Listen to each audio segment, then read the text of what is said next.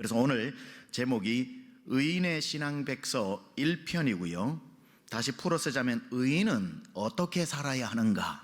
의인은 어떤 자세로 어떤 마음으로 살아야 하는가? 거기에 대해서 오늘 여러분하고 살펴봅니다. 바로 본론으로 들어가겠습니다. 의인은 어떻게 살아야 하는가? 첫째, 불평하지 않고 살아갑니다.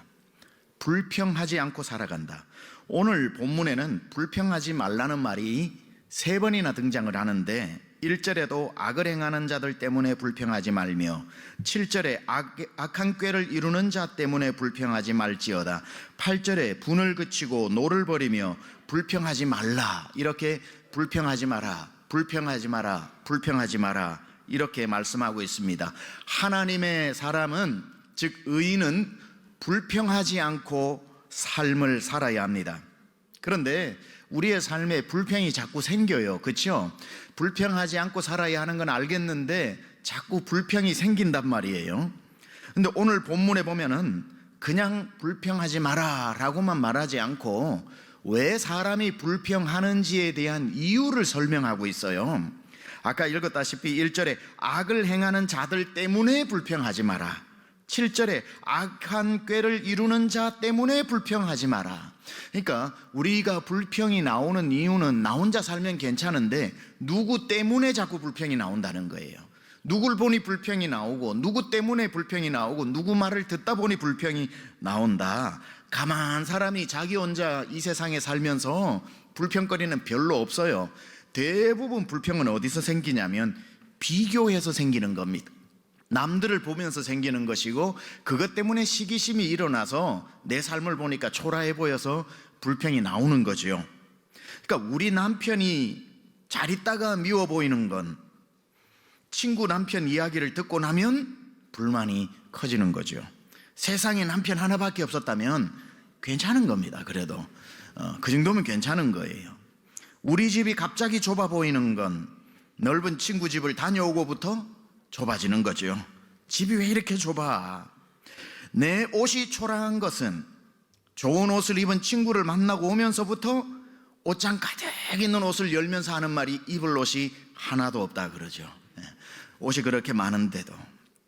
내 몸이 뚱뚱해 보이는 건 뚱뚱해서가 아닙니다. 절대로 텔레비전에 날씬한 연예인을 봐서 그런 겁니다. 내 아이가 들어간 대학이 마음에 들지 않는 건 좋은 대학 들어간 친구 아들 이야기를 듣고부터입니다. 내 자녀가 들어간 회사가 변변치 않아 보이는 것은 친구 자녀가 좋은 회사를 들어갔기 때문에 그런 겁니다. 우리 목사님 설교가 안 좋은 건 유튜브에서 다른 목사님 설교를 듣고 나서부터입니다.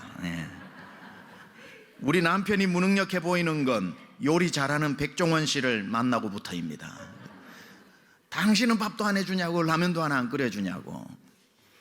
가만 보면 우리의 불평과 불만은 갑자기 어느 날 그냥 생긴 것이 아니라 비교해서 생기는 것이고, 남을 보고 와서, 남의 집을 보고 와서, 남의 이야기를 듣고 와서 잘 되는 이야기를 듣고 난 뒤부터 비교하면서 시기심도 생기고 질투심도 생기다가 나중에 미움이 생기다가 여우와 심포도처럼 나중에는 모함하기도 하고 그렇게 발전하게 되는 겁니다. 오늘 본문 1절에서 말씀하죠. 악을 행하는 자들 때문에 불평하지 말며 불의를 행하는 자들을 시기하지 말지어다. 그러니까 누구 때문에 불평하지 말라는 거예요. 악한 사람이 잘 되는 걸 보고 불평하지 말라는 거예요. 잘 되든지 못 되든지 그게 너와 무슨 상관이 있느냐. 남들을 보고 난 뒤에 불평하는 결국은 손해가 너가 보지 않느냐. 7절에도 자기 길이 형통하며 악한 꾀를 이루는 자 때문에 불평하지 말지어다. 악한 자들의 형통을 보고 부러워하지 말라는 겁니다. 여기서 악한 자들이라고 하는 건 나쁜 짓을 하는 사람이라는 뜻이 아니라 범죄자들이라는 뜻이 아니라 하나님을 믿지 않고 하나님 없이 형통하는 사람을 말하는 겁니다. 하나님이 없는데 잘 살게 되고 하나님이 없는데 유복하게 되는 것에 그 형통을 부러워하지 말라는 거죠. 왜냐하면 하나님 없고 나머지를 다 가진 사람보다 하나님을 가지고 나머지를 덜 가진 사람이 오히려 더 유복하고 형통한 사람이라는 것을 믿음의 눈으로 보고 기억하라는 겁니다. 16절에 뭐라고 말씀합니까? 의인의 적은 소유가 악인의 풍부함보다 낫도다. 오늘 16절에 분명히 말씀하고 있죠. 악인을 부러워하지 말고 악인의 형통을 부러워할 필요가 없는 것은 의인의 적은 소유가 악인의 풍부함보다 낫기 때문이다. 믿음의 사람은 남이 무엇을 가졌는지를 보지 않고 내가 무엇을 가졌는지를 보는 사람입니다. 믿음의 사람은 남의 손에 무엇이 있는지를 보지 않고 내 손에 무엇이 있는지를 보고 감사하는 사람입니다. 의인은 하나님이 남에게 무엇을 주셨는지를 살피지 않고 하나님이 나에게 무엇을 주셨는지를 살피고 그것으로 인해 감사하는 사람입니다. 의인은, 하나님의 사람은 어떻게 사느냐? 첫 번째가 불평하지 않고 사는 삶. 이것이 의인 백서의 첫 번째 삶이라는 거 기억하시기 바랍니다. 두 번째, 의인은 어떻게 살아야 하는가? 같이 한번 읽어볼까요? 시작. 여호와를 의뢰하고 선을 행하면서 살아갑니다. 오늘 3절을 같이 한번 봉독합니다. 시작. 여호와를 의뢰하고 선을 행하라. 땅에 머무는 동안 그의 성실을 먹을거리로 삼을지어다. 바보는 평생 불평만 하다가 그 귀한 세월 다 보내고, 의인은 그 귀한 세월에 선을 행하면서 시간을 보냅니다.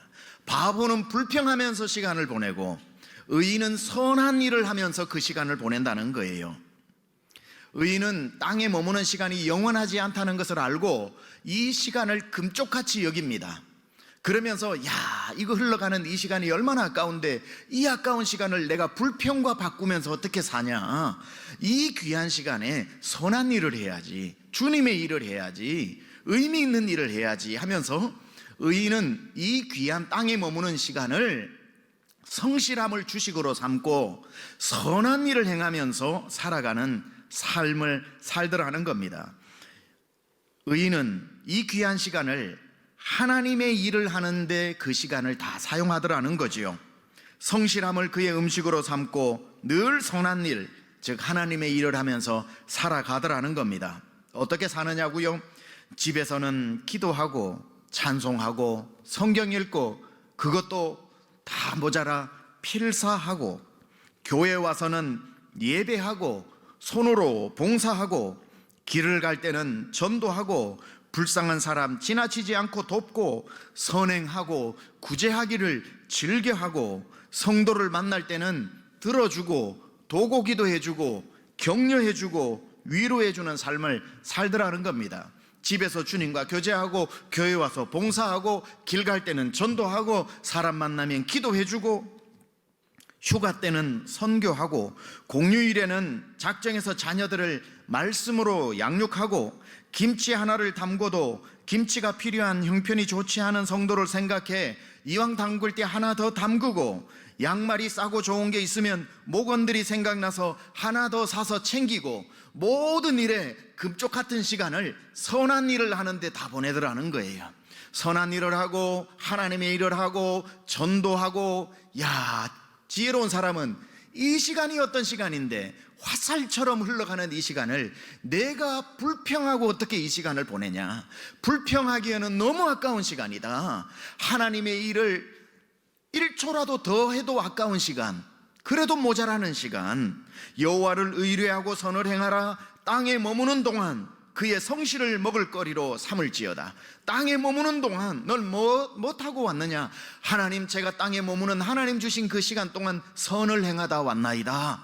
집에서는 기도하고 찬송하고 말씀 보고 말씀 쓰고, 교회 가서는 전심을 다해 예배하고 봉사하고, 길 갈 때는 전도하고, 불쌍한 사람을 돕고, 형제를 만나고 자매를 만나면은 그를 위해 기도해주고 눈물을 흘려주고 위로해주고, 김치를 담궈도 전도를 위해서 담그고, 양말 하나를 사도 사람을 생각하면서 사고, 내 삶을 다해 땅에 머물게 하신 그 시간 동안 주의 일을 하다 왔나이다.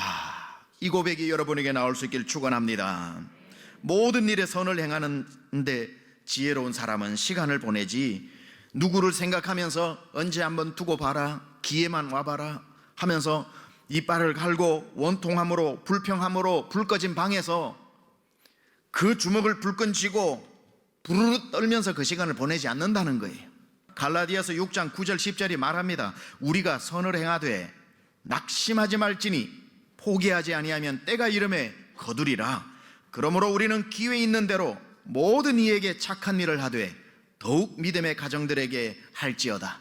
선을 행하되 낙심하지 말라는 겁니다. 반드시 우리가 행한 선한 일은 때가 이르면 하나님께서 다 거두게 하실 것입니다.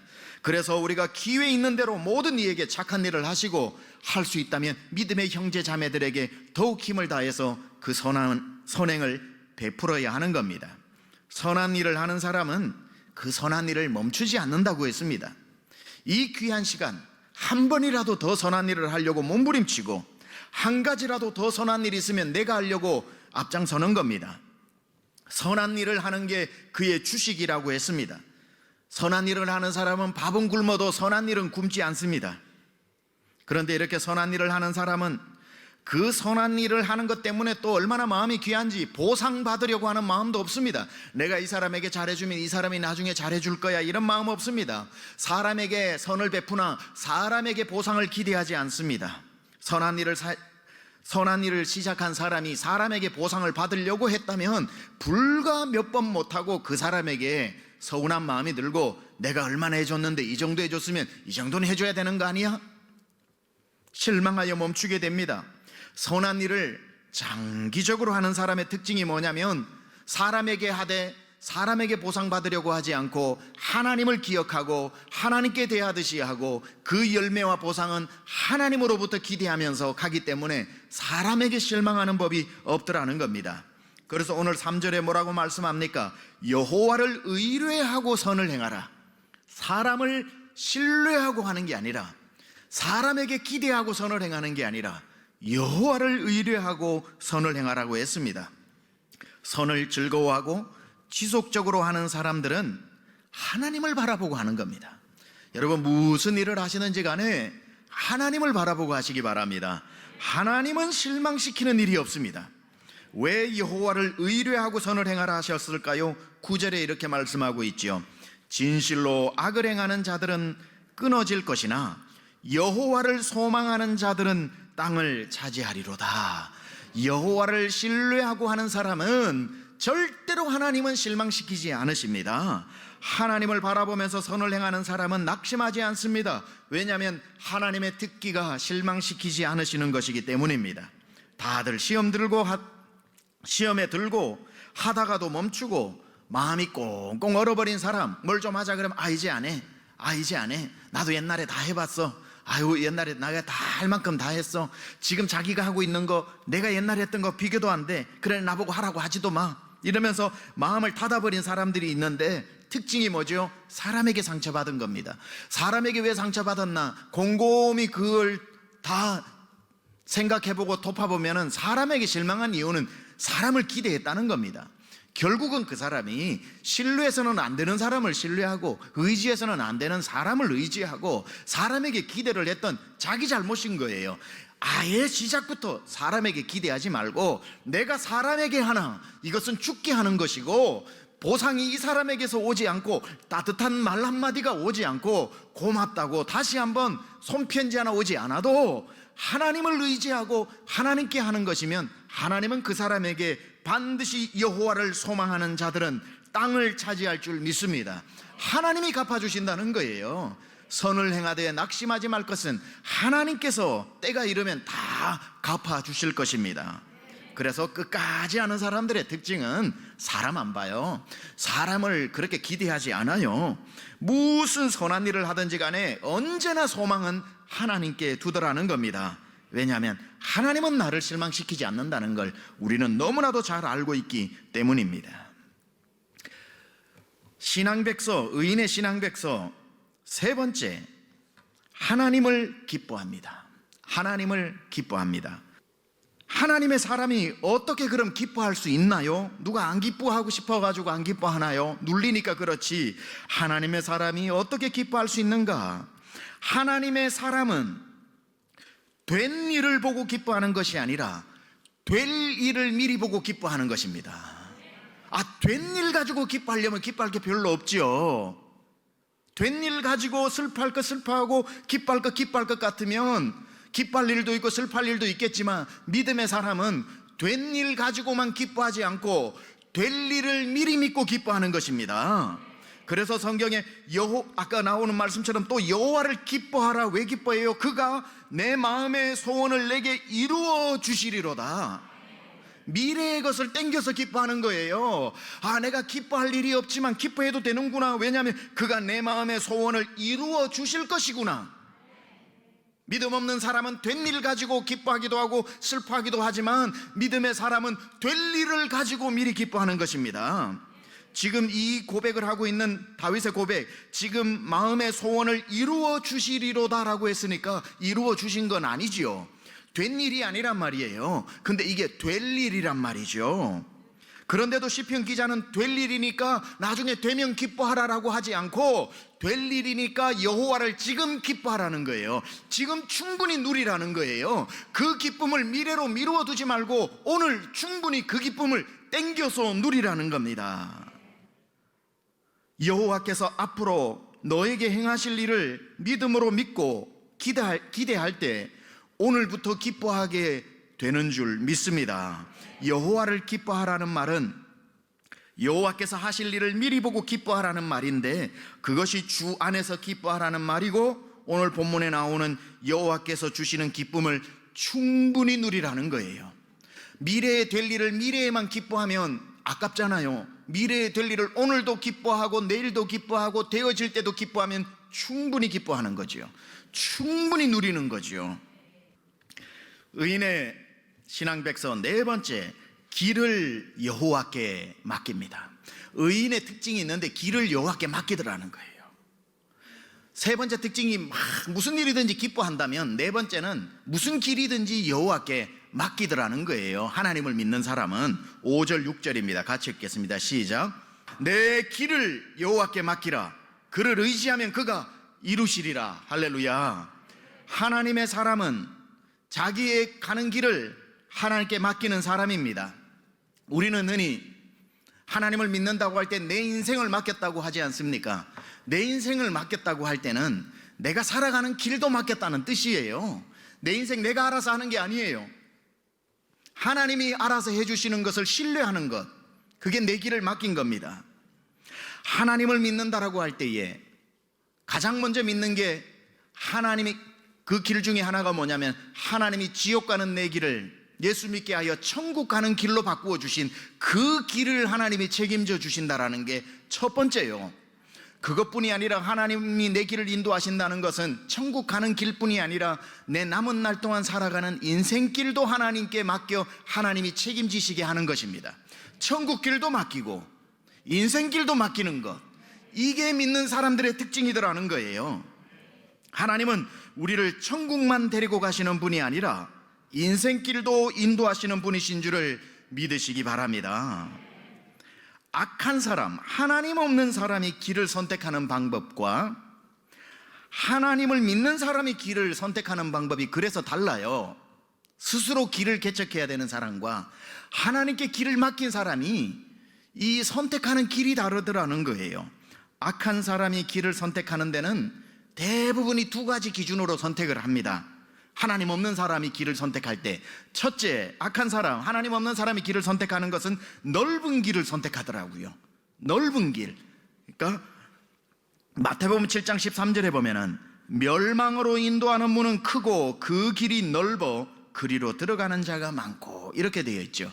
그래서 그냥 하나님 없는 사람은 넓은 길이 좋은 길이라고만 생각하고 무조건 그 길로 가다가 그게 멸망의 길로 가는 경우가 있더라는 겁니다.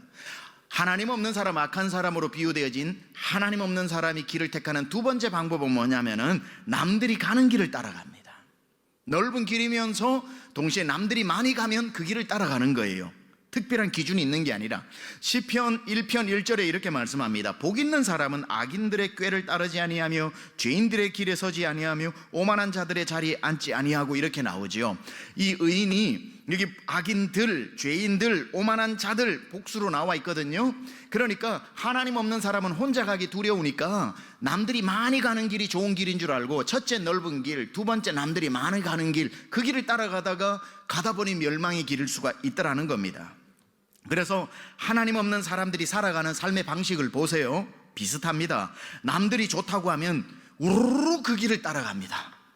이 학교가 좋다면 우르르 그 학교 지원하고, 이 회사가 좋다면 우르르 그 회사에 무조건 지원하고, 이런 옷이 유행이다 그러면 무조건 어울리든지 안 어울리든지 거울 한번 안 보고 무조건 그 옷 사가지고 일단 집에 오고, 유행 따라가고 사람 따라가고 남들 따라가고, 그러니까 많은 사람들이 하는 것을 해야 마음에 안심이 되고, 남들이 하는 게, 많은 사람이 하는 건 좋은 거라고 무조건 생각을 하고, 그 길이 맞는 길이라고 생각을 하고 두려움 없이 그냥 가는 거예요.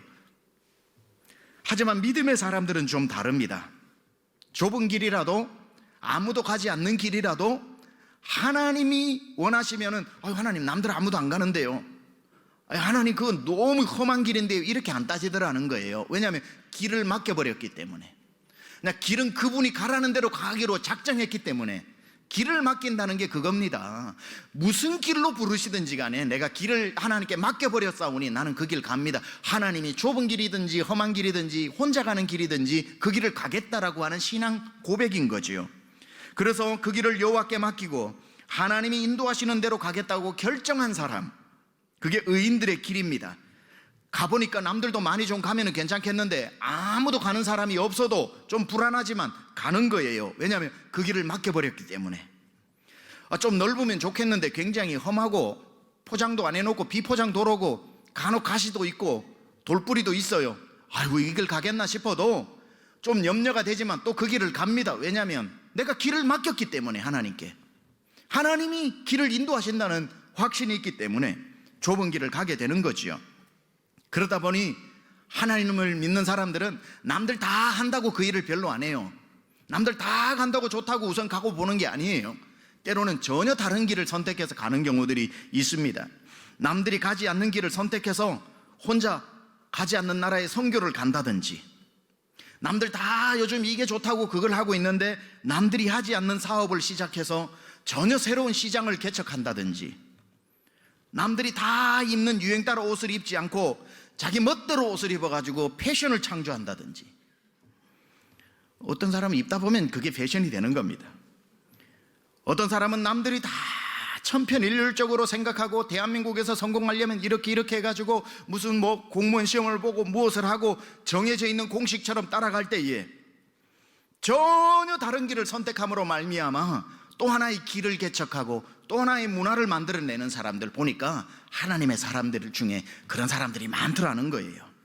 하나님 없는 사람들은 두려워서 그런 용기를 못 냅니다. 남들이 다 가는 길이 안전한 줄 알고 간단 말이지요. 그러나 하나님께 길을 맡긴 사람이 뭐가 두렵겠습니까? 그 길을 하나님이 인도하시는데 두렵지 않습니다. 그래서 남들은 엄두도 못 내는 길을 용감하게 그 길을 개척해 나가는 사람들이 많습니다. 왜냐하면 이들은 5절을 믿기 때문이에요. 내 길을 여호와께 맡기라. 그를 의지하면 그가 이루시고, 이걸 믿는단 말이에요. 내 길을 하나님께 의지하는 게 내가 내 길을 개척해 나가는 것보다 훨씬 낫다. 하나님 앞에 길을 맡긴 자의 담력인 거지요. 믿음의 사람은 환경을 보는 것이 아니라 그 길을 함께 걷고 있는 하나님을 의지하는 사람. 그래서 17절에 이렇게 말씀하지요. 악인의 팔은 부러지나 의인은 여호와께서 붙드시는도다. 여호와를 의지하는데 하나님이 어찌 안 붙들어 주시겠습니까? 마지막 5번째, 의인의 신앙백서 5번째, 여호와 앞에서 잠잠히 참고 기다립니다. 믿음 좋은 사람은 조급하지 않고 하나님의 때를 잠잠히 참고 기다리더라는 거예요. 하나님의 사람은, 하나님을 신뢰하는 사람은 조급하지 않습니다. 조급하지 않아요. 쉽게 화를 내지도 않아요. 일이 진행되다가 멈추어 있는 것 같아도 조바심이 올라오지만 그때도 여호와 앞에서 잠잠히 기다립니다. 하나님이 일하고 계신다는 것을 알기에 이건 내 눈에 멈추어 있는 거지, 하나님은 지금도 일하고 계신다는 것을 알기 때문에 여호와 앞에 잠잠하고 참고 기다리라. 자기 길이 형통하며 악한 꾀를 이루는 자 때문에 불평하지 마라. 하나님 없는 남들이 빨리 간다고 네가 늦다고 생각하지 마라. 남들이 잘 형통의 길이 열렸다고 너는 불통하고 있다고 생각하지 마라. 하나님을 신뢰하고 잠잠히 그 때를 기다리라는 거예요. 의로운 사람들은 알았던 겁니다. 내가 잠잠히 있다고 하나님도 잠잠히 계시는 것이 아니라는 것을. 내가 서두르지 않고 있다고 해서 하나님도 천천히 일하고 계시는 것이 아니라는 것을, 내가 멈추었다고 하나님도 멈추어 계신 것이 아니라는 것을 우리는 너무나도 잘 알고 있는 것입니다. 다른 사람들이 빨리 간다고 나까지도 내 속도를 넘어서서 마음이 분주하여 하나님을 재촉하거나 하나님께 불평하거나 원망해서는 안 되는 겁니다. 여호와 앞에서 잠잠하여 그 때를 기다리라. 하나님의 사람은 하나님의 시간표를 신뢰하는 겁니다.